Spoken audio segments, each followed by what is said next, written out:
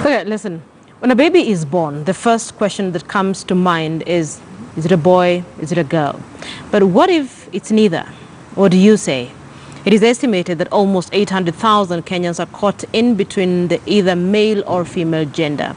And as Dr. Masiko Reid now reports, this situation brings with it tons of difficult situations in their lives. Take a look. Kwamboka Kibagendi, now in his early 30s, had lived for more than half of his life as the girl he was brought up as. But growing up, he battled with his identity, mainly because when he compared his own growth to that of the girls around him, he had none of the distinctive female physical features. That disturbed him. Sina matiti mfano, maisha yangu yote sijaipata periods. Like many other intersex persons in the country, he grew up being ridiculed and insulted because he was different and no one could explain it to him.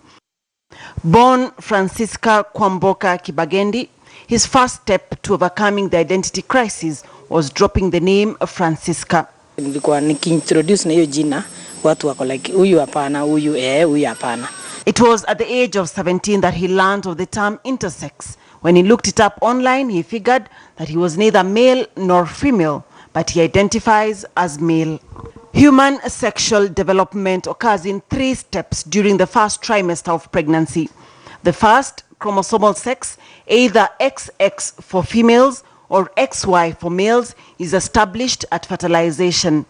This directs the undifferentiated gonads to develop into either testes or ovaries. Under hormonal influence from either of these organs, the final development of the external genitalia occurs, which gives the physical identity of male or female organs. Disorders of sexual development occur when there is a discordance in any of these 3 processes. Globally, many intersex persons undergo a gender assignment surgery as infants, a decision that their parents and doctors arrive at. So wazazi wetu tunaomba sana. Hii surgery yenye wanatufanyia kama sisi ni watoto na wao ndio wanaamua na madaktari, haifai kwetu. But the lack of a binary identity as male or female complicates life for intersex persons, right from obtaining a birth certificate, a document that in Kenya is relevant in obtaining an identity card, and other identity documents. Let's take an example of the government's most recent data capture form, and this is the Huduma number. It only has an option for either male or female gender.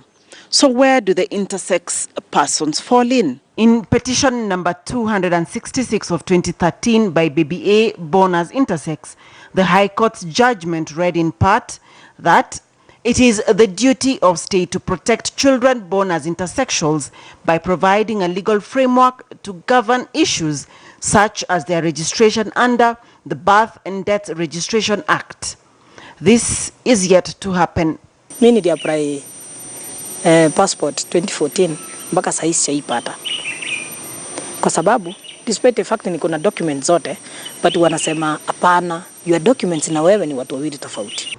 This identity crisis spills over to the point of accessing healthcare services and even when they interact with the justice system. Mtu anaweza tu kukuuliza tu, umepita uchamkosea chochote ndani atauliza, na huyu ni mwanamke ama ni mwanaume?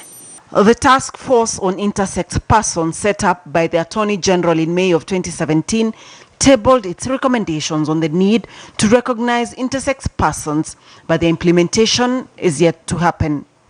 Dr. Masiko Reid, KT News. President